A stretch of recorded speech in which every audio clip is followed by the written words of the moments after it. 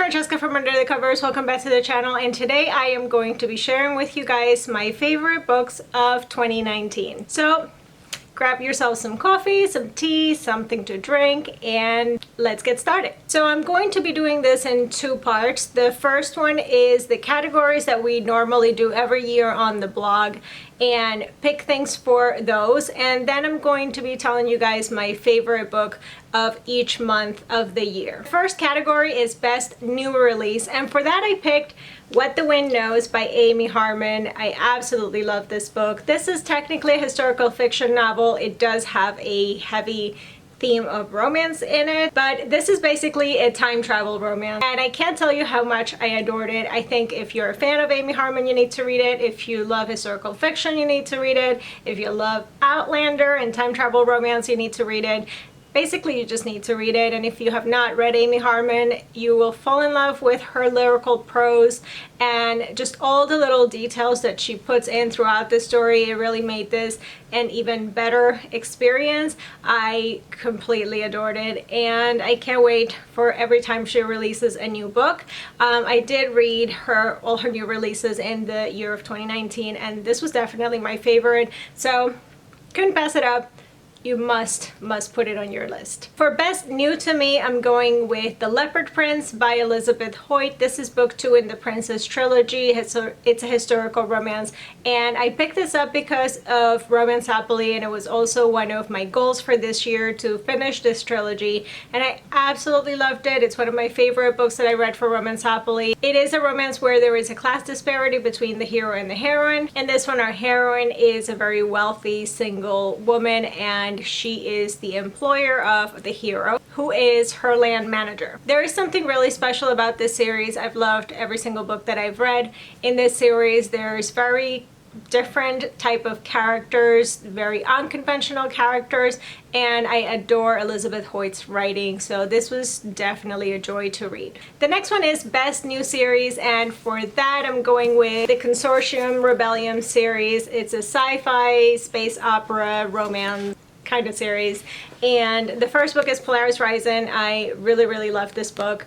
I found the heroine definitely one of my favorite heroines of the year. She's very strong, and the hero is very alpha as well, but I really loved the dynamic between the two of them, and I like how it's a little bit more urban fantasy when it comes to like the sci-fi element, and the romance is more of a subplot, so definitely keep that in mind when you're going into this series. It is not heavy on the romance, but it's absolutely worth it. Really loved it. And the second book I also really enjoyed, so I think it's a series that's going strong, and I can't wait for the third book to come out in 2020. So now the next category is my favorite heroine, and this was so difficult to narrow it down, but I'm gonna go for one that is pretty much unforgettable, and that is Beatriz Perez from When We Left Cuba by Chanel Clayton. This is a companion novel to Next Year in Havana, and both of the heroines in these two books are sisters. And our heroine in this book, Beatriz, she is such a strong woman. She fought for everything that she believed in, even at the cost of her own happiness. And there were many things that maybe I didn't understand about her actions, or I didn't necessarily agree with, but I definitely admire her strength, her determination, her love for her country, and she is one of those heroines that I will not forget anytime soon. Absolutely adored this book. Also, if you love historical fiction, must read. And if you enjoyed Next Year in Havana and you have not picked this up, what are you waiting for? It was so good, and you have to read it. Next category is Favorite Hero, and this was another one that was so difficult to pick. Narrowed this down to one, but I'm gonna go with one that I read at the very beginning of the year because he was just that special, and that is West Ravenel from Devil's Daughter by Lisa Kleypas. This is part of the Ravenel series, historical romance, and he is kind of a reformed bad boy. He's taken on more responsibilities for the family. I guess you can sort of say that he is a farmer, kind of, but there is quite a bit of farming and working the land, and I just adored him. I adored his interactions with the kids of the heroine. She is a widow, so she does have a couple of kids, and it was just so adorable to see him with the kids. Basically, ovaries explosion with this book. I absolutely loved him. Couldn't have asked for more. I adored this book. And if you have not read the series, again, what are you waiting for? Must read. Lisa Kleypas can do no wrong. She's one of my favorite authors. I cannot wait for the next one. The next category is best cover, and I actually am picking one that I have not personally read, but I am dying to, and I'm behind the times and I didn't catch up and read it yet. And that is The Bromance Book Club by Lisa K. Adams. I mean, can we just all agree that this was probably one of the best covers of the year? I completely adore the fact that an illustrated cover, but it is a guy on the cover and he's reading a romance novel, has it in his back pocket, and he's trying to save his marriage. So, I mean, loved it. And I'm sure I'm gonna love the book just as much as soon as I can get a chance to read it. Now for the one sad category in this list, and that is my biggest letdown. I had two actually. So the first one was The Foxhole Court by Nora Sakovic. I listened to this on audiobook, and this is a beloved series. I think it's the All for the Game series, and it has a huge fandom. Everybody loves this series. And I just couldn't get into this book. I know that a lot of people have told me the first one is the one that people struggle with a little bit and to continue the series, and it does grow on you. I just didn't really care for any of the characters, and I really did not like the author's writing style. I feel like it was very choppy. So I probably won't be continuing this series, and it was one that I was really hoping to enjoy because it has such a huge fan base and it sounded like it was right up my alley, and it just didn't work for me. One of my biggest letdowns of the year, again, was one that I read quite early on in the year, and that's 99% Mine by Sally Thorne. I know that everybody loves this author. I actually did enjoy The Hating Game. It was not one of my favorite books of all time, but I did enjoy it. And I was expecting a lot of the same in this book. And I think that was probably one of the issues, is the fact that it didn't really meet my expectations, especially when it came to the author's writing style. I feel like this almost felt like it was written by a different person. The writing didn't really flow. It was very jerky. The scenes didn't really transition properly for me. And then there's the fact of the heroine, who I just did not care for. And I go into more detail probably on my January wrap-up video, so if you want to check that out, you can. That's all I'm gonna say for right now. The next one, we have Best Couple of the Year, and it was so hard to not put this series in almost every category that I just talked about. But I'm gonna go with Eve and Rourke from the In Death series by J.D. Robb. I fell in love with both of them this year. I just started this series this year. I mean, really, if you're not reading this series, you're doing something wrong with your life. So you have to meet them. You have to see the chemistry. I mean, it's mind-blowing chemistry. They work really well together as well. They complement each other amazingly well. Rourke should have been my favorite hero, and Eve should have been my favorite heroine, but again, I didn't want this to be a J.D. Robb fan fest video, although it could have been, but I definitely think they are one of the strongest couple that I've ever read, and I can't wait to read more and more and more of them, and I have plenty to go, which is definitely super exciting for me. So the next category is Best Sex Scene, and again, I could have put Eve and Rourke in this one, but I'm gonna go with Fix Her Up by Tessa Bailey. I think this was one of the hottest contemporary romances that I read this year. I'm still categorizing it as contemporary romance instead of erotic romance, although it was very much on the border of what is acceptable between one and the other. I know that what makes a contemporary romance or an erotic romance, it is very subjective, but this one does have a lot of sex, and it is a lot of hot sex, and there's plenty of dirty talking. So if you're looking for something really, really steamy, then check out this book. For the next category, I have Best Debut of the Year, and I'm gonna go with Serpent and Dove by Shelby Mahurin.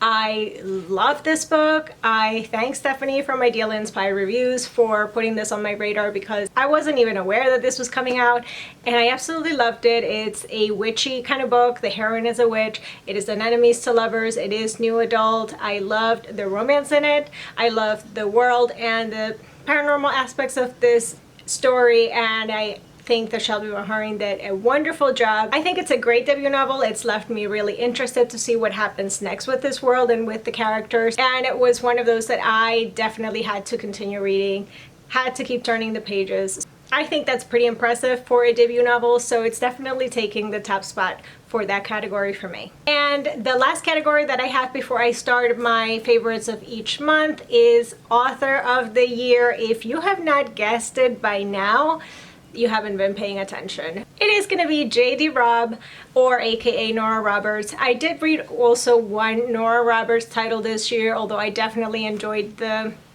and Death J.D. Robb books a lot more, but I'm so excited that I finally got to read the queen of all romance, which is Nora Roberts. And this series in particular, I think it's one that you have to have on your radar. It's so good. She is such a talented author, and I know that that is something that you kind of know even if you've never read her, because she has such a huge fan base and she has so many published books. But really, actually reading her books is such a pleasure, and I can't wait to read more. Probably she's going to take the top spot every year. I mean, it's going to be pretty hard to compete with that, seeing as I have to read quite a few of her books every year now just to catch up, so I'm definitely going to turn into a fangirl. Okay, so I'm going to talk about my favorites from each month, of the books that I read each month, and the ones that I've already talked about in my previous categories I'm not going to go into too much detail about, so we'll just kind of run through them really quick. The first three are already books that I talked about. So in January, my favorite book was Devil's Daughter by Lisa Kleypas. In February, it was What the Wind Knows by Amy Harmon. In March, it was When We Left Cuba by Chanel Clayton. Now in April, my favorite book of the month was Top Secret by Serena Bowen and Elle Kennedy. This is a male-male romance. It is set in college. It is new adult, and it is super cute and adorable, and I gobbled this up in one sitting. Now, this is a relationship that actually starts off online when the hero is looking for a third to have a threesome with his girlfriend, and then ends up having a real connection with this guy that he is chatting with supposedly the purpose of just having sex as a kind of a birthday present, I think it was, with his girlfriend. And they end up being neighbors, so they lived in the same frat house. And it is also the story of discovery of our main character, who ends up figuring out that he is gay. The guy that he had found online to have sex with his girlfriend is bi, and he is making money on the side working as a stripper. So now for May, another one of my absolute favorite books of this year, even though I didn't really fit it in any of the categories that I mentioned before, but don't let that fool you. I love this book. It is definitely one of my top books of the year, and that is The Bride Test by Helen Huang. I actually enjoyed this one more than the first book, and there's really nothing to say about this book. It is perfection. I loved the characters. I loved the struggles that are depicted in this story. I loved our heroine and how strong she's had to be and the things she's facing and how she's facing them,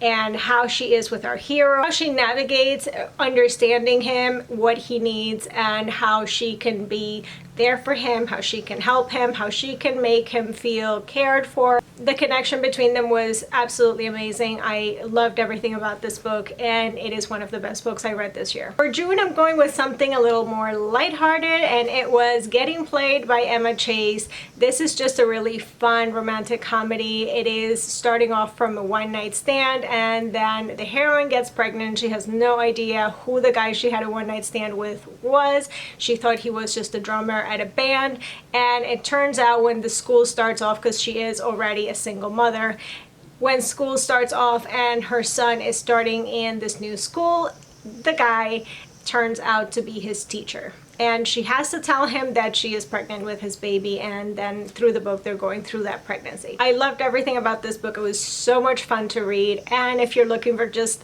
a light-hearted kind of fun book, definitely check this one out. It was highly entertaining. For July, I'm going with another one of my really fun kind of summery feel-good reads, and it is Moti on the Water by Layla Attar.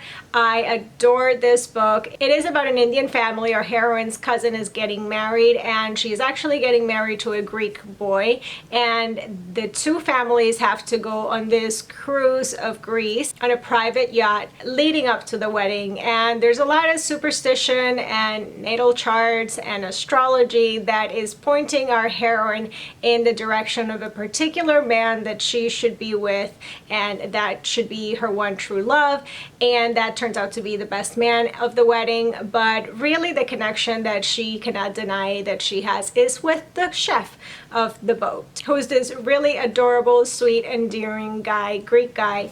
And I just love the two of them together. I loved all the culture that was also in this story. It was highly entertaining. It was super cute, super adorable, and probably again one of my favorites of the year. For August, I actually have a tie because I really couldn't pick between these two, and one is All the Flowers in Paris by Sarah Geo. This is a historical fiction novel, and I really loved it. It was heart-wrenching at times, has dual storylines, and I don't want to spoil the story and tell you guys what it's about because it is best to just read it and experience it. But it was really emotional, and again, this is an author that I really have come to enjoy in the past few years, so I highly recommend her books. And the one that was tied for the month of August is Things You Save in a Fire by Catherine Center. This is a women's fiction novel. It's lean a little bit on romance as well. It's a very emotional story about this woman discovering basically herself again while she's gone back home to take care of her mom, who is having some health issues, and she's had to put her life and her career on hold, at least in the town where she was living, and start over with a new group. And her being a female firefighter, this is a little challenging because female firefighters have a much rougher time in that workforce than men, obviously. If you like stories with character growth, I definitely think that you'll enjoy this one. I think that Catherine Center is a really amazing writer, and she's able to just take you on that journey with the characters, and I highly recommend her books. September, my favorite was Serpent and Dove, and for the month of October, my favorite was Holiday in Death, which is a Christmas story in the In Death series. And yes, there is a Christmas themed murder in this story, which was excellent. Now in November, and quite surprisingly the first time this author is making an appearance on this video, Where Winter Finds You by J.R. Ward. It was my favorite J.R. Ward book for the year in 2019, and I read 3 books, I think. I was starting to get a little worried, and I was a little disappointed and sort of fearing that I may be getting a little disillusioned with the series, but I think that I guess it's working out because this one was a hit. I really enjoyed it, and I think part of why I really enjoyed it was that this one in particular I was really fearing I was not going to like because of who the couple is and how this came about. But I think that J.R. Ward did this so well, and it's restored my faith that maybe there is a light at the end of the tunnel and I'm gonna enjoy The Sinner. So keep your fingers crossed for that. But this is a must read if you're caught up in the series. I would say you definitely cannot read this one as a standalone. And for the month of December, Colleen Hoover, Regretting You by Colleen Hoover. I love this book. It was one of those books that you just started and you don't want to put it down. It was so good. I would say this is more women's fiction than contemporary romance, although there is a romance in it. It is more about this woman's journey and her picking herself back up after her husband dies and her having to navigate her relationship with her teenage daughter. Now, I really admired also this heroine because she had to put her life and her wants and everything she ever thought about what she wanted in her life on hold, or put it aside and forget about it because she got pregnant when she was really young, and her boyfriend decided to get married, even though maybe that wouldn't have been the right decision or the right person, but because they wanted to have a family and give their daughter home and be together, they just made it work. And our heroine basically didn't really know who she was aside from being a wife and being a mother. So when her husband dies, she has to figure all that out again again, who is she really? What does she like? What does she want to do? Of course, at the same time, there is her teenage daughter who is also handling the grief and how to communicate with her. The story was, I can't say it enough, it was just perfection. I really loved it. Colleen Hoover has a way of navigating human emotion and making you connect with the characters and what they're feeling, what they're going through in a way that is very easy. Now, I was expecting to cry with this book and I didn't, although it is a heavy subject matter and there were probably many times that I should have cried. So I don't know if that's more to do with my mood than the writing itself. It was really well done though, and it is definitely one of my favorite Colleen Hoover books. It still doesn't take the top 2 spot, but maybe it gets to top 3. And there you have it, guys. Those are my favorite books of 2019. Have you read any of those books? What did you think about them? And what were some of your favorites of the year? Leave them in the comments down below. Don't forget to visit us on the blog at underthecoversbookblog.com and all our other social media channels. All the links are going to be in the information box down below, as well as links for all the books that I've talked about in this video if you want to check them out further. Don't forget to like this video and subscribe to the channel so you don't miss any of our videos. Thank you so much for watching, guys, and we'll see you again in the next one. Bye!